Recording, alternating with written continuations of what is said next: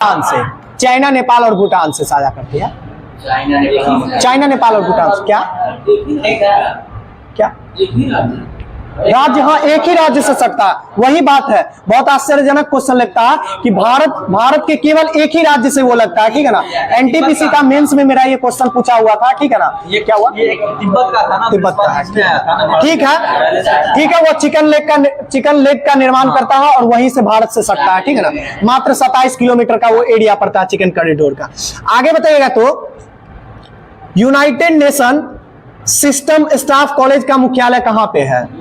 United nation system staff college का मुख्यालय कहां पे है? ये बिल्कुल सही है, तुरीन इटली में है। कहां पे है?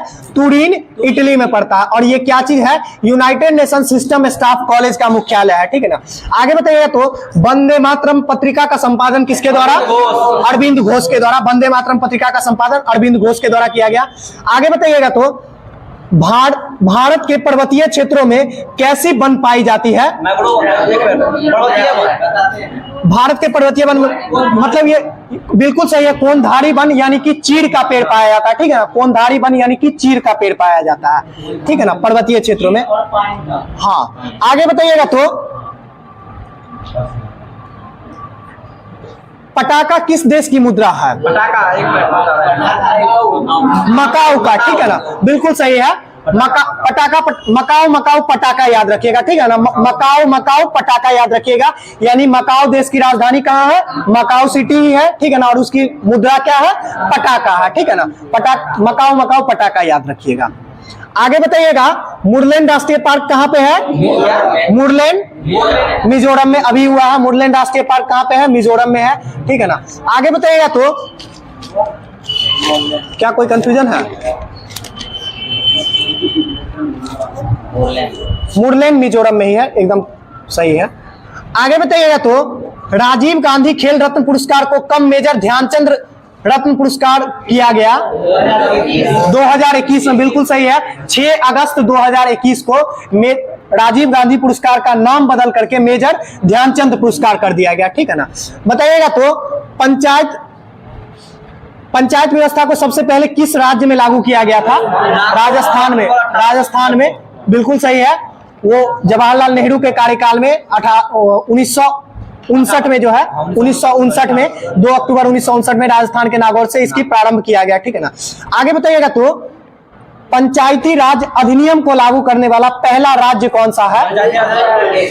मध्य प्रदेश है, बिल्कुल सही है। पंचायती राज अधिनियम को 1994 में वो लागू हुआ था, ठीक है ना। 1994 में लागू करने, हाँ, 24 अप्रैल 1994 को लागू करने वाला पहला राज्य कौन सा था? मध्य प्रदेश था, ठीक है ना। और पंचायती राज व्यवस्था सबसे पहले किस राज्य में आई थी? तो राजस्थान में। और दूसरा किस राज्य में?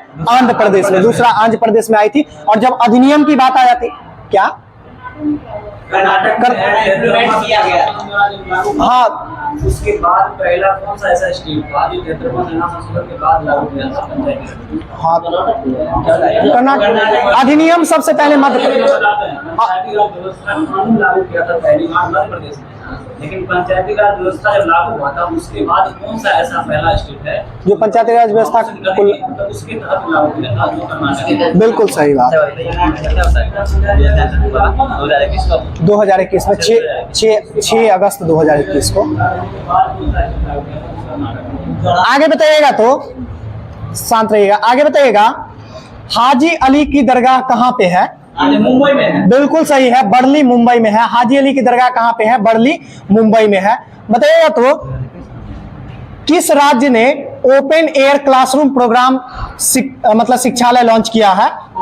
ओपन एयर क्लासरूम प्रोग्राम किस राज्य के द्वारा? बिल्कुल सही है, पश्चिम बंगाल के द्वारा, ठीक है ना। ओपन एयर क्लासरूम प्रोग्राम कौन लागू किया है? तो पश्चिम बंगाल लागू किया है, ठीक है ना।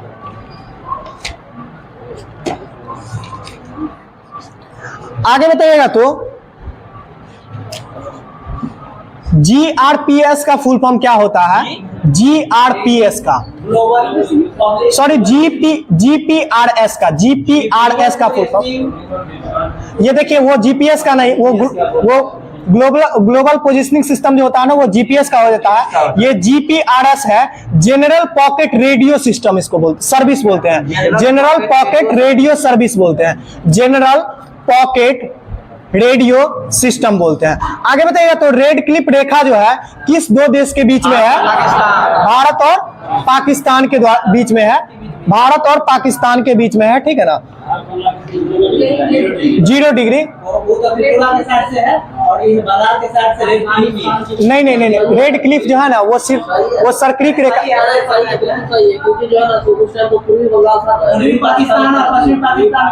ठीक है, त्रिपुरा से है, ठीक है।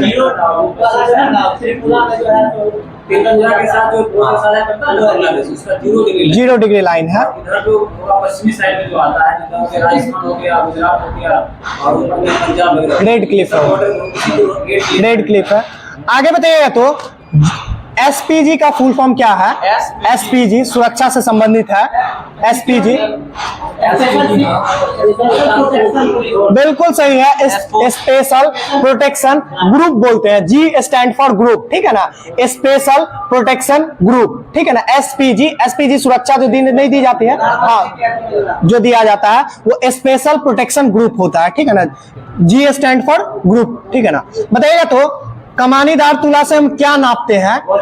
वजन नापते हैं, ठीक है ना, बिल्कुल सही है। कमानीदार तुला से हम क्या नापते हैं? वजन मापते हैं। कभी भी इसमें मास आएगा यानी कि द्रव्यमान आएगा उसको टिक नहीं कीजिएगा, ठीक है ना, वजन ही टिक कीजिएगा हमेशा, ठीक है ना। कमानीदार तुला से आप वजन मापते हैं।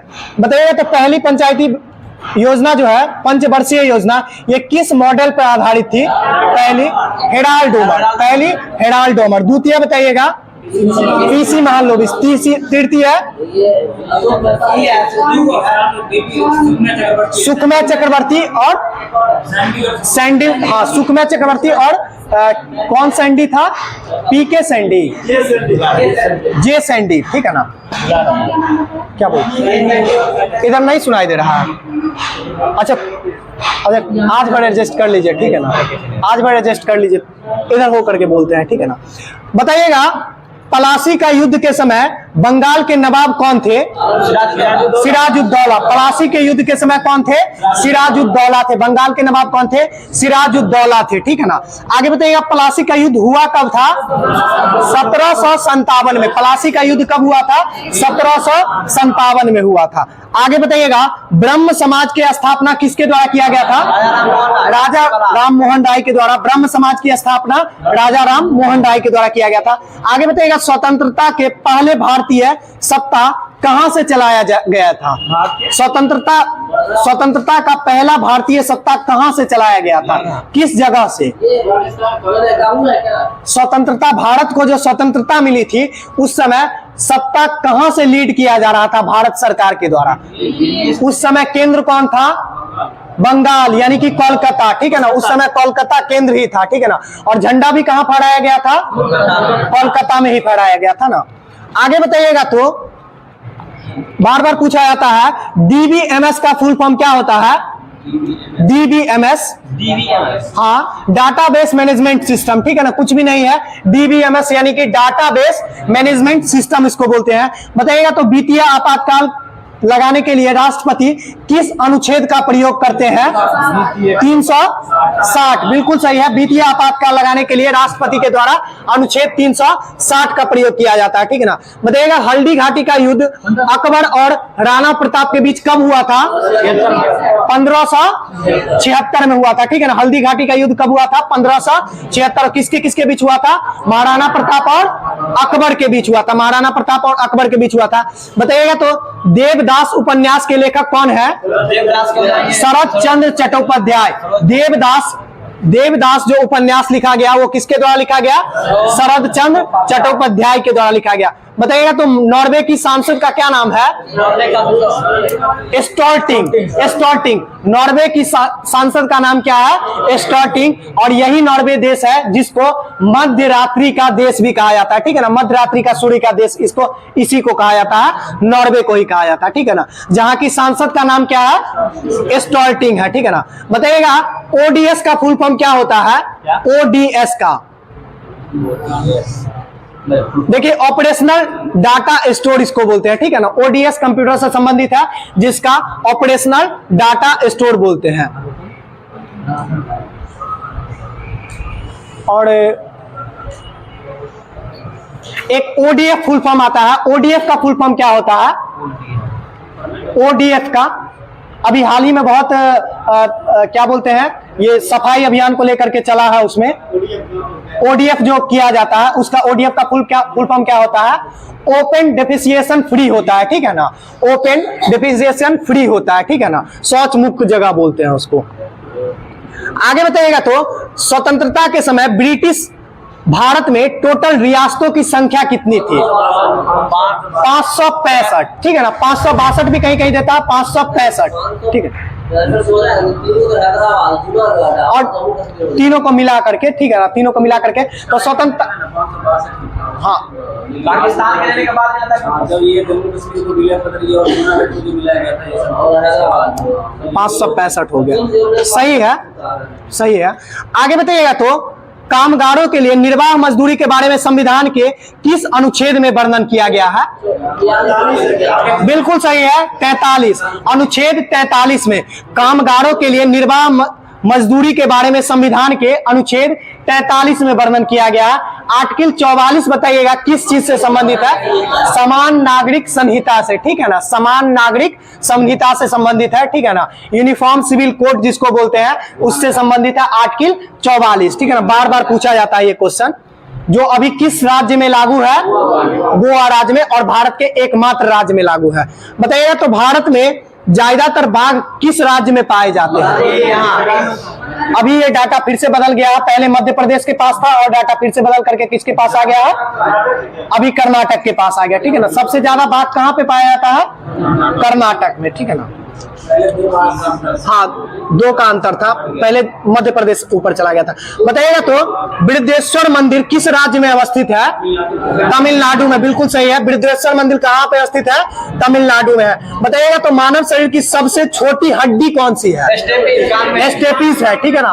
कान की हड्डी है, कर्ण हड्डी है, ठीक है ना। मानव शरीर की सबसे छोटी हड्डी कौन सी है? स्टेपीज है। बताइएगा तो आर्यभट्ट की पुस्तक आर्यभट्टिया किस भाषा में लिखी गई है? आर्यभट्टिया पुस्तक जो आर्यभट्ट का है किस भाषा में लिखी गई है? भारत की पुरानी भाषा है संस्कृत, संस्कृत, ठीक है ना। आर्यभट्टिया जो है ये किस भाषा में लिखी गई है? संस्कृत भाषा में। और किन के द्वारा लिखी गई है? आर्यभट्ट के द्वारा लिखी गई है, ठीक है ना। हाँ, आर्यभट्ट, इसमें आर्यभट्टिया लिखा हुआ है, ठीक है ना। आर्यभट्टियम इस पुस्तक को कहते हैं, ठीक है ना, ठीक है ना। आगे बताइएगा तो तारे, धूमकेतु ये सभी मिलकर किसका निर्माण करते हैं? तारे और धूमकेतु वगैरह मिलकर के आकाशगंगा, बिल्कुल सही है। आकाशगंगा यानी कि गैलेक्सी का निर्माण करते हैं। तारा, धूमकेतु ये सभी मिलकर के किसका निर्माण करते हैं? धूमकेतु का, यानी कि आकाशगंगा का निर्माण करते हैं। बताइएगा तो कोबोल जो है इसका प्रयोग पहली बार किस पीढ़ी के कंप्यूटर में किया गया था? कोबोल का एक साधारण कंप्यूटर लैंग्वेज है कोबोल। कैमे पीढ़ी के कंप्यूटर में किया गया था? दूसरे पीढ़ी के कंप्यूटर में, दूसरे पीढ़ी के कंप्यूटर में कोबोल का जो प्रयोग किया गया था ना, वो दूसरे पीढ़ी के कंप्यूटर में किया गया था। बहुत इंपॉर्टेंट क्वेश्चन, इसको जरूर लिख लीजिएगा। कोबोल का प्रयोग दूसरे पीढ़ी के कंप्यूटर में किया गया था। बताइएगा तो सोनार का उपयोग कहां पे किया जाता है? समुद्र की गहराई अथवा वस्तुओं का पता लगाने के लिए समुद्र में, यानी कि जलीय माध्यम में सोनार का प्रयोग किया जाता है। जबकि रडार का प्रयोग कहां किया जाता है? तो वायुयानों के क्षेत्र में जो है रडार का प्रयोग किया जाता है, ठीक है ना। आगे बताइएगा तो अंतरराष्ट्रीय शांति और सुरक्षा किस अनुच्छेद के तहत दिया जाता है? अंतरराष्ट्रीय शांति और सुरक्षा किस अनुच्छेद के तहत? आर्टिकल 51 के तहत, बिल्कुल सही है। अंतरराष्ट्रीय शांति और सुरक्षा किस आर्टिकल के तहत है? आर्टिकल 51 के तहत है। बताइएगा नेटल इंडिया कांग्रेस की स्थापना किसके द्वारा की गई थी? महात्मा गांधी के द्वारा, बिल्कुल सही है। नेटल इंडिया कांग्रेस की स्थापना किसके द्वारा की गई थी? महात्मा गांधी के द्वारा की गई थी। बताइएगा तो परमाणु भट्टी या नाभिकीय रिएक्टर में ईंधन के रूप में किन 2 पदार्थ का उपयोग किया जाता है? यूरेनियम और प्लूटोनियम का, थोरियम नहीं, यूरेनियम और प्लूटोनियम का, यूरेनियम और प्लूटोनियम का उपयोग किया जाता है, ठीक है। क्या हुआ? थोरियम का नहीं किया जाता, ठीक है ना। थोरियम का नहीं, यही तो थोड़ा थोड़ा कंफ्यूजन हो जाता है, ठीक है।